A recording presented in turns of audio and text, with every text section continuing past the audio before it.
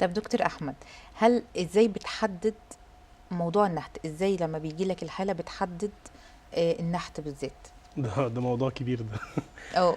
اول حاجه لازم لما البيشنت تيجي نعمل لها بادي اناليسيس، نعرف الاول ايه الاماكن اللي فيها دهون زايده وايه الاماكن اللي فيها يعني محتاجه تتحقن دهون.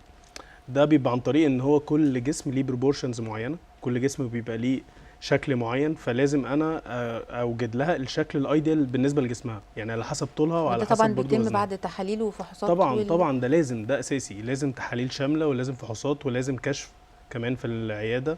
كل ده بيبقى ضروري جدا عشان احدد البيشنت اصلا محتاجه ايه، محتاجه تشفط ايه، وهل الشفط ده بيبقى محتاج بعد كده شد للجلد او قص للجلد، محتاج مثلا حقن دهون في اماكن معينه محتاجه تتظبط. فكل ده بيتظبط معايا في الكشف، وبرضو بشوف التحاليل اللي انا محتاجها وبطلبها من البيشنت بعد كده وابص عليها طبعا قبل ما ابدا العمليه. مم. يعني اللي هو انا ما مش اي حد ممكن اقول له يلا نعمل. لا طبعا احنا اتفقنا طب ان في حالات بتيجي وتترفض؟ يعني مثلا في حاجات انت تقول انا ما اقدرش، شايف مثلا هي صحيا لا ما اقدرش، لان احنا بنشوف في ناس بعد ما بتلجأ للتخسيس مش كل الناس بيكون عندها المصداقيه الكافيه، فبتقول لك اعمل زي مثلا في صالونات تجميل دلوقتي. ده حقيقي يعني صالونات تجميل مم. بقت هي اللي تعمل لا تعالي بوتوكس وفيلر وميكروبليدنج، اللي هو بقت شغاله شغل اصلا ما ينفعش. بالظبط. ده لازم ناس دكاتره بجد، لازم اخصائيين.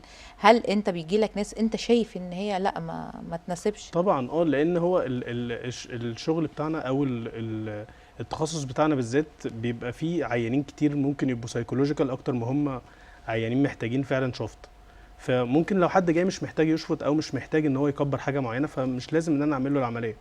وبرده في نفس الوقت لو سن العيان نفسه كبير، في اعمار معينه مثلا لو فوق ال60 فوق ال65 بيبقى خطر شويه ان هي تعمل العمليات اللي زي دي، لان الريكفري فيها بيبقى بطيء شويه.